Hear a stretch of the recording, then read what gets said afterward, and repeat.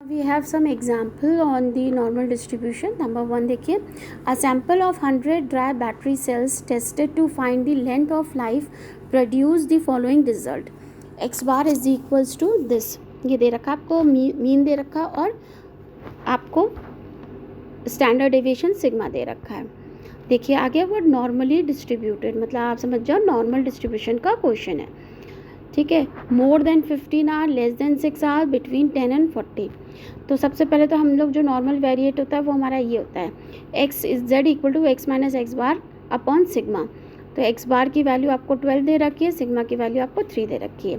पहला आपको दे रखा है पार्ट मोर देन 15 आवर्स, है ना. देखो मोर देन 15 यानी प्रोबेबिलिटी आपको निकालनी है एक्स इज ग्रेटर देन 15.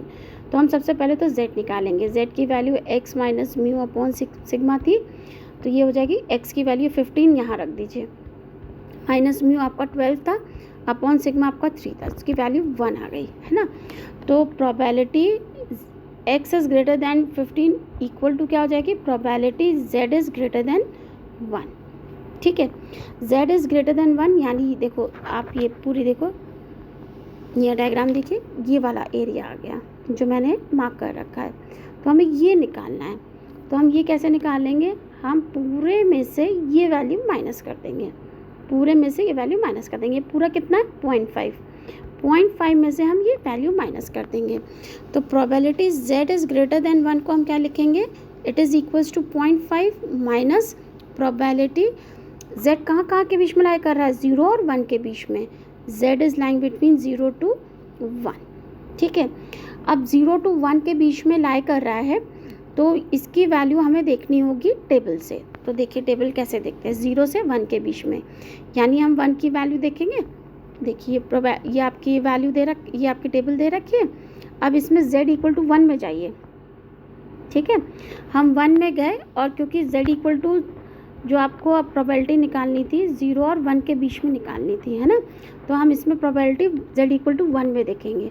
तो z इक्वल टू 1 आपका जो पॉइंट है वो रहा ये, देखिए 1, और इसको 0.00 में देखेंगे क्योंकि हमें 1 में देखना है, z इक्वल टू 1 में देखना है. तो ये पॉइंट कितना हो गया आपका, ये वाला.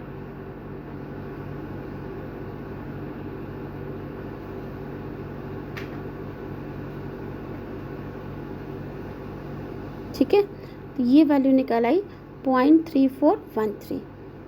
ये वैल्यू हो गई आपकी एट z इक्वल टू 1 पर. तो देखो यही वैल्यू रखिए 0.3413 और इसको सॉल्व कर लिया क्योंकि 100 बैटरी का था तो आपने 100 से मल्टीप्लाई कर दिया, ये आ गया. सेकेंड है आपका लेस देन 6 आवर्स, है ना. लेस देन 6 आवर्स मतलब क्या है कि हमें क्या वैल्यू निकालनी है, probability x is less than 6, हमें निकालनी है probability x is less than 6.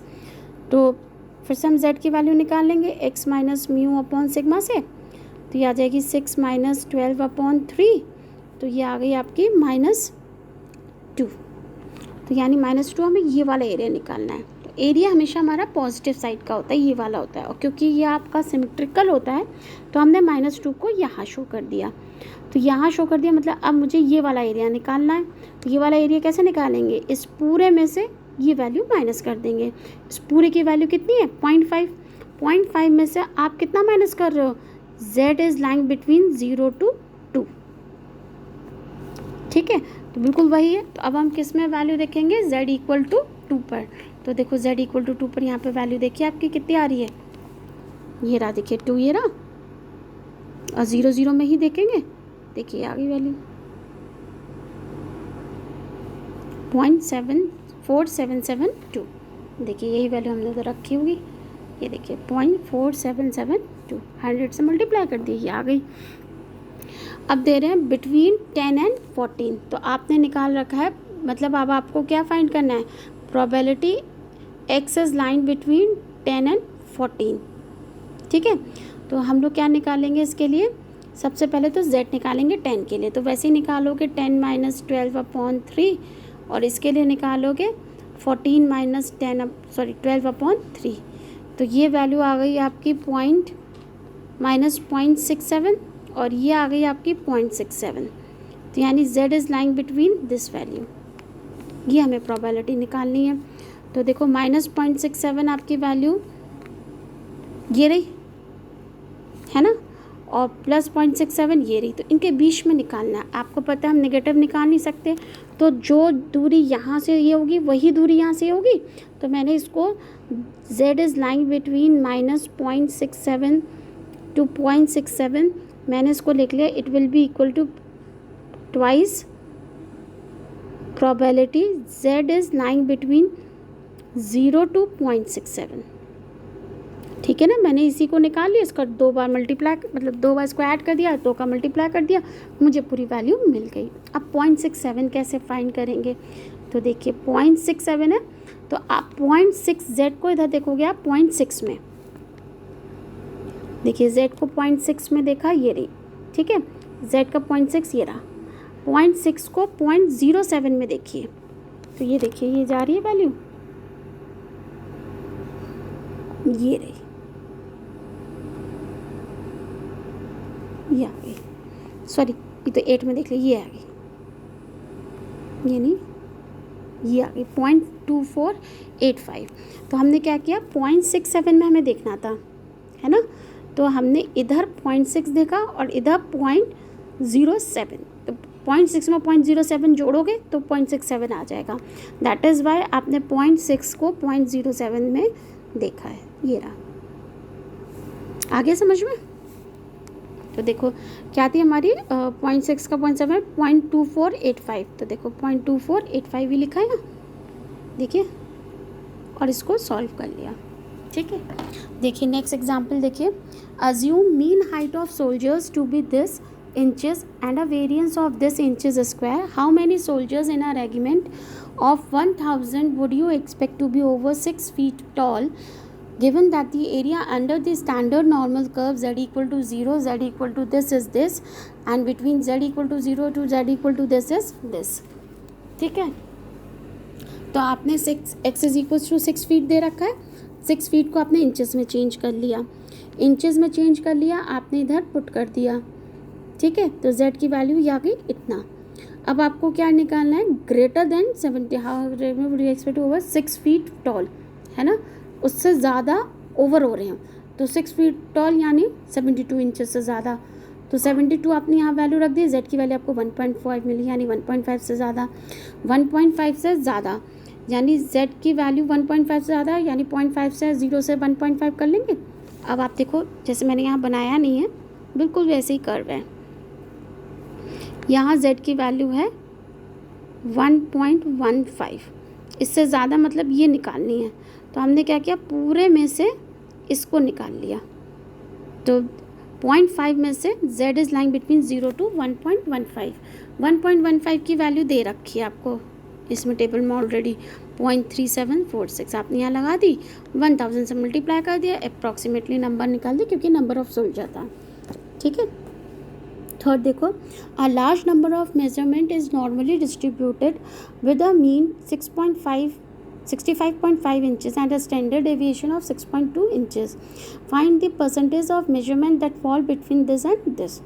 ठीक है, तो x1 आपको ये दे रखा है, x2 आपको ये दे रखा है, तो x1 की वैल्यू आपने ले ली, आपकी z की वैल्यू वही होती है x1 माइनस म्यू अपॉन 6, यहाँ आपने म्यू रख दिया, सिग्मा रख लिया, x1 रख दिया, z1 की वैल्यू आ गई। ऐसे आपकी z2 की वैल्यू रख दी, निकाल लिया आपने x2 की वैल्यू पुट करके, इन दोनों के बीच में लाई करना है ना, 54.8 और 6.8, यानी z इन दोनों के बीच में लाई कर रहा है। ठीक है, इन दोनों के बीच में लाई कर रहा है, तो देखो ये ग्राफ भी बन गया, ये वैल्यू आपको निकालनी है।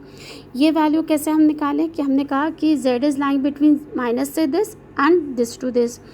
अब इसको जो है हम किस में चेंज कर लेंगे, पॉजिटिव में, क्योंकि हमें पता है हम नेगेटिव में नहीं निकाल सकते हम, तो हमने इसको पॉजिटिव में चेंज कर लिया, यानी 0 to दिस, इसको ऐसे ही लिखा रहने दिया, इनकी वैल्यूज़ पुट कर ली।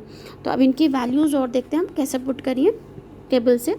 z is lying between 0 to 1.73, 1.73, देखिए 1.73 कैसे फाइंड होगा, 1.7 देखो, और इसका 0.03 में देखिए, ये देखिए ये वैल्यू है 0.54582, 0.4582 तो आपने देखा ना 1.73 था तो 1.7 का हमने 0.03 में देखा है 0.4582। चलिए देखिए 0.4582 देखिए आया यहाँ देखो 0.4582। अब 0 से 0.53 में तो 0.53 में वैल्यू देखते हैं। 0.53 में वैल्यू देखने के लिए वापस आए हम 0.53 में हम क्या देखेंगे 0.5 का 03 में ये देखिए ये आगे वैल्यू 0.2019 देखो ये वैल्यू आ रही है। अब आप इधर आओ देखिए बिल्कुल यही वैल्यू लिखी थी ना ये देखिए इन दोनों को ऐड कर दिया आंसर निकाल लिया दिस इज़ योर आंसर। ठीक है चलिए अब नेक्स्ट देखते हैं।